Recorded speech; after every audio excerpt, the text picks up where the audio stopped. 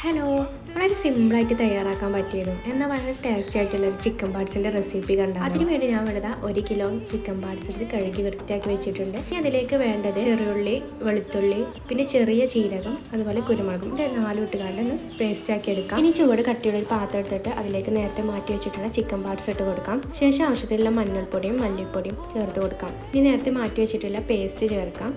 അടുത്ത ആഴ്ച ചേർത്ത് കൊടുക്കുന്ന ആവശ്യത്തിനുള്ള ഉപ്പാണ് കേട്ടോ. അതും ചേർത്തിട്ട് കുറച്ച് ഉലുവയും കറിവേപ്പില ഇട്ടിട്ട് നന്നായിട്ടൊന്ന് മിക്സ് ചെയ്തെടുക്കാം. ഇനി ഇതിലേക്ക് 1 കപ്പ് വെള്ളം ചേർത്ത് കൊടുക്കാം. നല്ല വെള്ളം വേണം കേട്ടോ.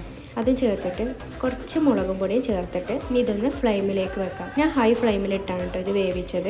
ഇതിൽ വെള്ളം വറ്റി വരുന്നതിനനുസരിച്ച് ഇങ്ങനെ ഇടയ്ക്കിടയ്ക്ക് ഇളക്കി കൊടുക്കാം. ഇതിൽ കുറച്ച് ഗ്രേവി ആക്കിയിട്ട് അങ്ങനെ ഉണ്ടാക്കാം, അല്ലെങ്കിൽ നല്ല ഡ്രൈ ആക്കിയിട്ട് ഉണ്ടാക്കാം. ഞാൻ എന്തായാലും ഡ്രൈ ആക്കിയിട്ടാണ് കേട്ടോ ഉണ്ടാക്കിയിട്ടുള്ളത്. ഇത് വെന്തിട്ട് ചൂടാറിയതിന് ശേഷം ഇതിലേക്ക് പച്ചവെളിച്ചെണ്ണ ഒന്ന് ഒഴിച്ച് കൊടുക്കാം. അത് ടേസ്റ്റി ആയിട്ടുള്ള ചിക്കൻ പാർട്സ് ഇവിടെ റെഡി ആയിട്ടുണ്ട്. നല്ല ടേസ്റ്റാണ്. എല്ലാവരും